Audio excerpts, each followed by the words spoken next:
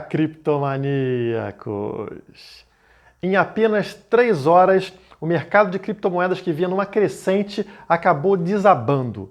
Vamos falar um pouquinho sobre isso e também sobre um artigo que saiu mencionando o colapso da Ethereum, mais especificamente do Ether, que é o token utilizado dentro da plataforma da Ethereum e que poderia chegar a 0 de valor por perder completamente o sentido no mercado. Tudo isso logo após a vinheta.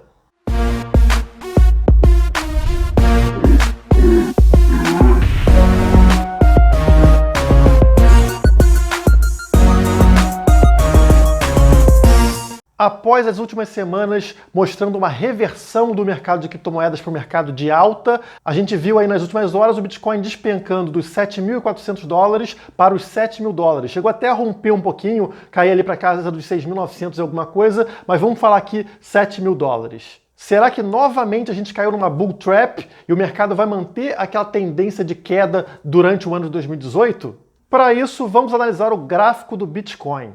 Esse momento atual, essa subida atual que a gente teve, nos faz lembrar daquela armadilha que a gente caiu lá em julho, quando o Bitcoin rapidamente saiu lá da casa dos $6.000 e subiu para $8.500, rompendo inclusive a linha de tendência de baixa, animando a todos para logo em seguida voltar para os $6.000 em meados de agosto. No caso, foi claramente uma bull trap. Mas tínhamos alguns indicadores que mostravam que isso iria acontecer. Se você olhar no gráfico, ali embaixo você tem o indicador RSI. E veja lá na época que mostrava que o Bitcoin estava sobrecomprado. E quase sempre quando isso acontece, a gente tem uma forte queda na sequência. Já pelo lado fundamentalista, foi no final de julho que a gente teve aquela reprovação dos pedidos de ETF, que foram um fator fundamental para levar o Bitcoin para o patamar abaixo dos $6.000 naquela época. Agora, mais uma vez, a gente vê o Bitcoin saindo lá dos $6.000 e subindo até os $7.400, para agora, em poucas horas, ele cair com força. Será que isso quer dizer que ele vai novamente lá para os $6.000?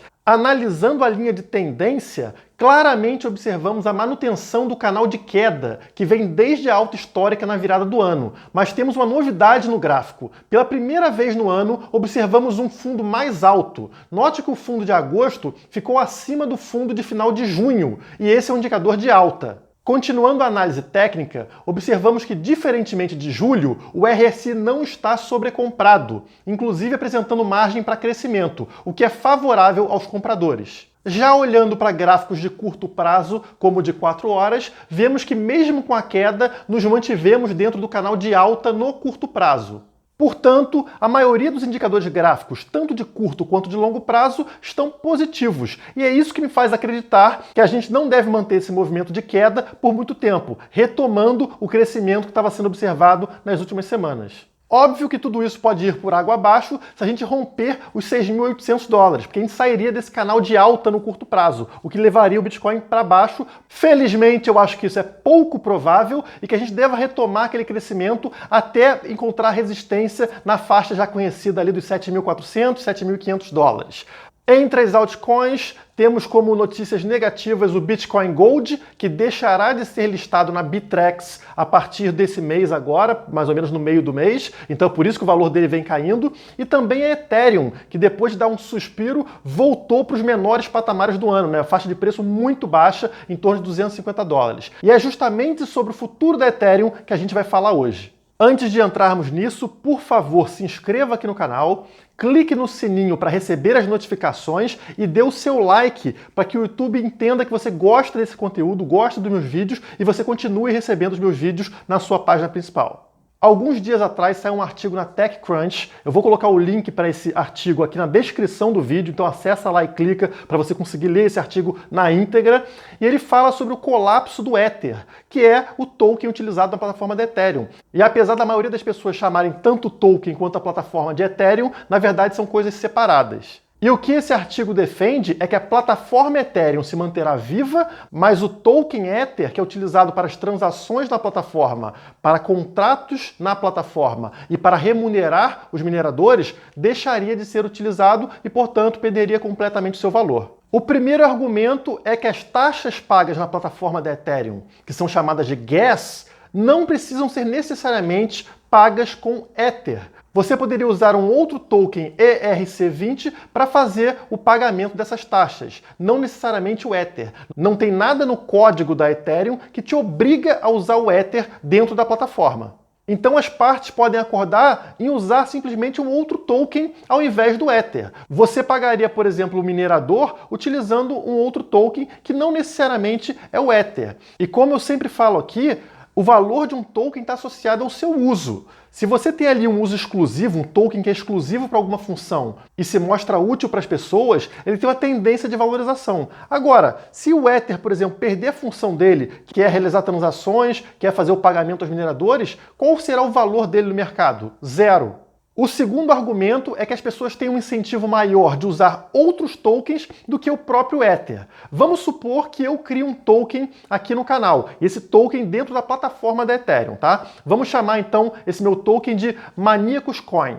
Se eu utilizar a configuração padrão da rede da Ethereum, toda transação de Maníacos Coin será feita com pagamento de gas, no caso Ether, para fazer essas transações. Então, toda transação que acontece com o meu token, é necessário que a pessoa converta parte do Maníacos Coin para Ether para pagar pela transação. Só que o que acontece quando você vende uma moeda? Você desvaloriza aquela moeda, você está colocando lá para baixo, igual quando você vende Bitcoin. Quando o mercado vende Bitcoin, o preço do Bitcoin cai. Aqui no caso, quando eu vendo parte do Maníacos Coin para realizar a transação, eu estou agindo contra o meu próprio token. Sendo assim, se eu usar o Ether, eu estou colocando uma pressão de venda no meu token, uma pressão para que caia o valor do meu próprio token. E eu não quero isso, obviamente. Para piorar, utilizando o Ether, eu crio uma dependência do meu projeto a um outro ativo, ou seja, no caso aqui, a volatilidade do Ether. E eu não quero isso. É muito arriscado eu estar ligado a um outro projeto, ou ao sucesso, ou à volatilidade de um outro ativo como o Ether.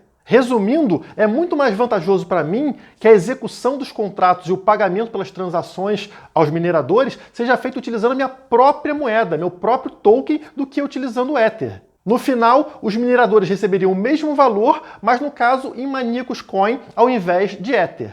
Claro que existem argumentos contrários a essa previsão feita nesse artigo, e são 4 os principais argumentos contrários. O primeiro é a falta de softwares para darem suporte a uma mudança dessas. O que cai por terra, segundo esse artigo, quando a gente nota que são os softwares que se adaptam às necessidades, e não as pessoas que se adaptam aos softwares. O segundo argumento contrário seria a dificuldade dos mineradores em ficar avaliando todos os preços desses tokens no mercado, porque hoje ele faz a avaliação somente do Ether. Ele avalia o valor que está o Ether e escolhe quais transações valem a pena serem feitas. Vamos lembrar aqui que o minerador tem custo com energia elétrica, com o equipamento dele, o custo de oportunidade, então ele tem que avaliar se o pagamento que o cara está propondo para ele fazer a transação vale ou não a pena. E ele faz isso baseando no valor do Ether. Imagina se tiverem 500 tokens, como vai ser mais complicado para o minerador fazer essa avaliação. O furo aqui é porque hoje já é feita essa análise com um software. Um próprio software verifica se está valendo a pena para o minerador ou não. No caso de terem vários tokens, a única mudança seria que esse software faria a avaliação de valor de todos esses tokens automaticamente ligado nas exchanges. Então o minerador não tem trabalho adicional. É só um ajuste de software para que ele verifique o valor e aí ele vai continuar escolhendo da mesma forma aquele que está pagando seus custos com a mineração. O terceiro argumento é a existência de contratos que não têm tokens. São contratos só de informação, ou enfim, não é um contrato que gera um token. E hoje esses contratos utilizam o Ether como forma de transação. O problema é que esses contratos não necessariamente precisam utilizar o Ether. Ele pode escolher qualquer moeda para usar como taxa de transação. Então por que eles não usariam qualquer token ERC20 do mercado? Não necessariamente precisa ser o Ether. Então esse argumento também não é muito firme. E o quarto argumento é sobre a importância do Ether como voto para a governança da rede, da plataforma da Ethereum. Mas no caso, uma pequena alteração permite que qualquer token ERC20 que também está na plataforma da Ethereum possa ser usado como voto. Obviamente sendo proporcional ao peso desse token dentro da plataforma. Então, se o valor de um token é superior ao de outro, obviamente o poder de voto é diferente entre eles. Mas é fácil de fazer isso dentro da plataforma da Ethereum, se for o caso, se realmente o Proof of Stake for implementado na plataforma da Ethereum. Até porque se a gente está falando de uma rede descentralizada, por que você vai obrigar pessoas a terem Ether para poder votar? Não seria mais justo, mais democrático que todo mundo que faz parte dessa rede possa votar nela também? Então, fica difícil argumentar contra isso. Eu acho que todos os aplicativos que fazem parte da blockchain da Ethereum podem ter direito a voto e isso não seria tão difícil de ser feito segundo esse artigo. Concluindo, se todos os aplicativos e suas transações podem rodar sem utilizar o Ether, não existiria razão para o Ether continuar tendo valor. Como os mineradores não têm uma coordenação central, não se importa com interesses de outros mineradores, e como eles são racionais, eles vão preferir receber as transações no token de sua preferência, e não somente em Ether. Já usuários avessos ao risco vão preferir fugir da volatilidade de ativos que eles nem estão mexendo. Por que você iria se expor ao Ether se você está simplesmente comprando um jogo numa plataforma de jogos, por exemplo? Você não quer ter aquela volatilidade, aquele risco. Você quer somente comprar um jogo numa plataforma de jogos utilizando o token daquela plataforma. É muito pior para você como usuário ter que utilizar dois tokens, o da plataforma e o Ether. O seu risco acaba sendo maior. Por último, os desenvolvedores desses tokens vão preferir, obviamente, colocar todas as transações com seu próprio token do que ter que colocar Ether envolvido nesse jogo e ter que vender parte do seu token para realizar as transações, o que, como eu expliquei, faz uma pressão de desvalorização do seu próprio token.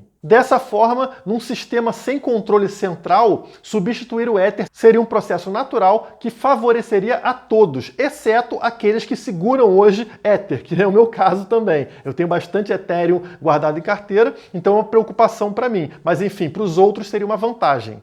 Por incrível que pareça, o próprio fundador da Ethereum, Vitalik, concorda parcialmente com esse artigo, principalmente na parte que afirma que os desenvolvedores não vão ter interesse em utilizar o Ether, porque desvaloriza o seu próprio projeto.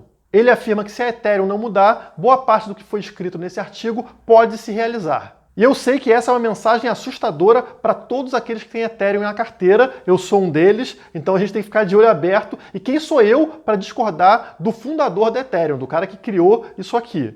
Para o nosso alívio, ele mesmo afirma que duas propostas estão sendo avaliadas hoje pela comunidade da Ethereum.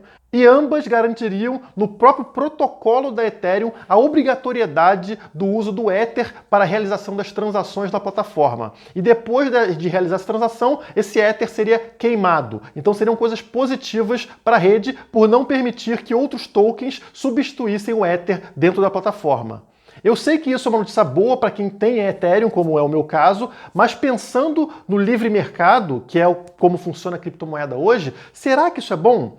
Será que a blockchain da Ethereum obrigar as pessoas a usarem Ether é uma coisa que o mercado vai gostar? Ou isso vai incentivar que as pessoas procurem por outras plataformas que não tenham essa obrigatoriedade? Isso pode ser um tiro no pé da Ethereum, porque concorrentes dela podem buscar um outro caminho, que não seja pela obrigatoriedade. E plataformas menos autoritárias podem acabar por atrair mais tanto aplicativos quanto usuários, e aí seria a derrocada da Ethereum. Vamos torcer para que isso não aconteça e que a Ethereum consiga se adaptar melhor ao mercado. Por hoje é só. Por favor, compartilhe esse vídeo porque a gente está falando sobre a segunda moeda mais valorizada no mercado, então é importante que as pessoas fiquem sabendo dessa informação. Muito obrigado e até a próxima. Se inscreva no canal, deixe o seu like e entre nas redes sociais do Criptomaníacos.